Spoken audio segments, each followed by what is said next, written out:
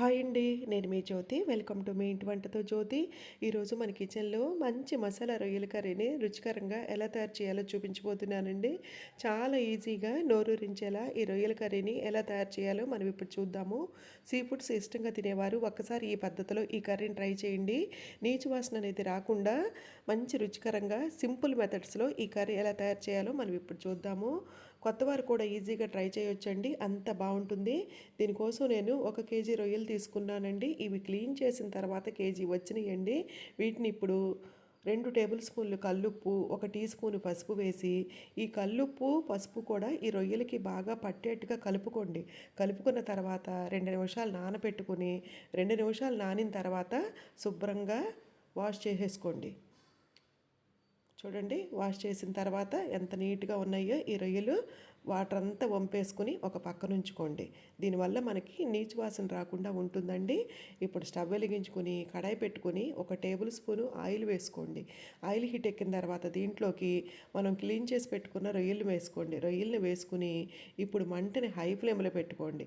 High ఫ్లేమ్లో పెట్టుకొని ఈ రొయ్యల్ని వేయించుకోవాలండి. ఎప్పటి వరకు వేయించుకోవాలంటే ఈ రొయ్యల్లోంచి ముందుగా వాటర్ వస్తుందండి. ఈ వాటర్ అంతా ఇంకిపోయి మనం వేసిన టేబుల్ స్పూను ఆయిల్ కూడా ఈ రొయ్యలకి బాగా పట్టేట్టుగా వేయించుకోవాలండి. బాగా వేగిన తర్వాత వేరే ప్లేట్లోకి తీసేసుకోవాలి. చూడండి, వాటర్ అంతా ఇంకిపోయి ఆయిల్ ఈ రొయ్యలకి పట్టేసింది కదా. ఇప్పుడు వీటిని వేరే ప్లేట్లోకి తీసేసుకోండి. ఇలా వేయించుకోవాలి. ఇప్పుడు ఇంకొక కడాయి తీసుకుని 6-7 టేబుల్ స్పూన్ల ఆయిల్ వేసుకోండి. నాన్ వెజ్ కర్రీలో ఆయిల్ ఖచ్చితంగా ఎక్కువే పడుతుందండి. ఆయిల్ హీట్ ఎక్కిన తర్వాత దీంట్లోకి 2 యాలకులు, 4 లవంగాలు, 2 దాల్చిన చెక్క చిన్న చిన్న ముక్కలు వేసుకోండి. ఇవి కొన్ని సెకండ్లు వేగిన తర్వాత ఇప్పుడు దీంట్లోకి 3 మీడియం సైజు ఉల్లిపాయలని చిన్న చిన్న ముక్కలుగా కట్ చేసి వేసుకోండి. దీంతోపాటు 6-7 పచ్చిమిర్చి, కొంచెం కరివేపాకు వేసుకుని గోల్డెన్ బ్రౌన్ కలర్ వచ్చే వరకు ఖచ్చితంగా వేయించుకోవాలండి. మనం తీసుకున్న రొయ్యలకి ఇంకొక 3 ఉల్లిపాయలు అనేవి ఖచ్చితంగా పడతాయండి. వేసుకునేవారు వేసుకోవచ్చు. ఇంకా 3 ఉల్లిపాయలు ఎక్స్ట్రా యాడ్ చేసే లెక్క అయితే ఉప్పు, కారం, మసాలా అవి డబల్ క్వాంటిటీతో వేసుకోండి, సరిపోతుందండి. ఇప్పుడు నాకైతే ఈ 3 ఉల్లిపాయలు సరిపోతాయి కాబట్టి నేను ఇలా వేశాను. చూడండి, ఇవి గోల్డెన్ బ్రౌన్ కలర్ వచ్చే వరకు వేయించుకున్నాం కదా. ఇప్పుడు దీంట్లోకి ఫ్రెష్గా నూరుకున్న అల్లం వెల్లుల్లి పేస్టు 2 టేబుల్ స్పూన్లు వేసుకోండి. ఇలా వేసుకున్న అల్లం వెల్లుల్లి పేస్ట్ కూడా పచ్చి వాసన పోయే వరకు వేయించుకోవాలండి. మనము ఇలా చేయడం వల్ల ఈ రొయ్యల కర్రీ అనేది నీచు వాసన అనేది లేకుండా మంచి రుచికరంగా ఉంటుందండి. ఖచ్చితంగా ఈ పద్ధతిలో ఒకసారి ట్రై చేసి చూడండి. అల్లం వెల్లుల్లి పేస్ట్ కూడా పచ్చి వాసన పోయింది కదా. ఇప్పుడు దీంట్లోకి మనము మసాలా యాడ్ చేద్దామండి. 2 టేబుల్ స్పూన్లు కారం వేసుకోండి. ఈ కారం మంటగానే ఉంటుందండి. మీరు తినే కారం మీకు ఐడియా ఉంటుంది కదా, వేసుకోండి. నేను 2 టేబుల్ స్పూన్లు వేశాను.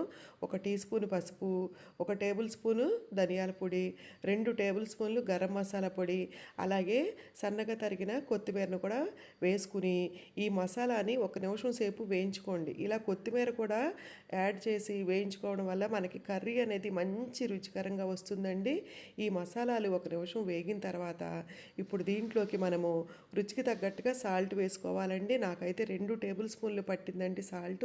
ఈ సాల్ట్ వేసిన తర్వాత మొత్తం అంతా చక్కగా కలుపుకోండి. కలుపుకున్న తర్వాత ఇప్పుడు మనము ఆల్రెడీ వేయించి పెట్టుకున్నాం కదా, ఈ రొయ్యల్ని ఇందులో వేసుకోండి. వేసుకుని ఇప్పుడు 2 నిమిషాలు ఈ రొయ్యల్ని మధ్య మధ్యలో కలుపుకుంటూ వేయించుకోండి. ఇలా వేయించడం వల్ల రొయ్యల్లో ఏమాత్రం కొంచెం నీచు వాసన ఉన్నా మొత్తం పోతుందండి. మంచి రుచికరంగా కర్రీ తయారవుతుంది. ఇవి 2 నిమిషాలు వేగిన తర్వాత దీంట్లోకి 1.5 గ్లాస్ వాటర్ వేసుకోవాలండి. వాటర్ వేసుకున్న తర్వాత మొత్తం అంతా చక్కగా కలుపుకొని ఉప్పు కారం చెక్ చేసుకోండి. ఉప్పు కారం చెక్ చేసుకుని అవి సరిపోయినాయి అని తెలుసుకున్న తర్వాత మూత పెట్టేసి ఒక్క 10 నిమిషాల సేపు కుక్ చేసుకోవాలండి. 10 నిమిషాల తర్వాత మూత తీసి చూద్దాము. చూడండి, 10 నిమిషాల తర్వాత ఇలా ఉందండి. ఇంకా మనకి కుక్ అవ్వాలండి. ఒకసారి చక్కగా కలుపుకోండి. కలుపుకుని మళ్ళీ మూత పెట్టుకోవాలండి. మళ్ళీ మూత పెట్టుకుని మీడియం ఫ్లేమ్లో ఇంకొక 10 నిమిషాలు మధ్య మధ్యలో కలుపుకుంటూ ఇంకొక 10 నిమిషాలు కనుక మీరు కుక్ చేసుకున్నారనుకోండి. చూడండి, 10 నిమిషాల తర్వాత ఆయిల్ పైకి వచ్చింది కదా, మనకి కర్రీ అనేది రెడీ అయిపోయిందండి. ఇప్పుడు సన్నగా తరిగిన కొత్తిమీరని వేసుకుని మొత్తం అంతా చక్కగా కలుపుకోండి.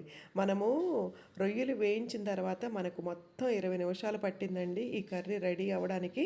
చక్కగా 10 నిమిషాలు మధ్య మధ్యలో కలుపుకుంటూ చక్కగా కుక్ చేసుకున్నాము.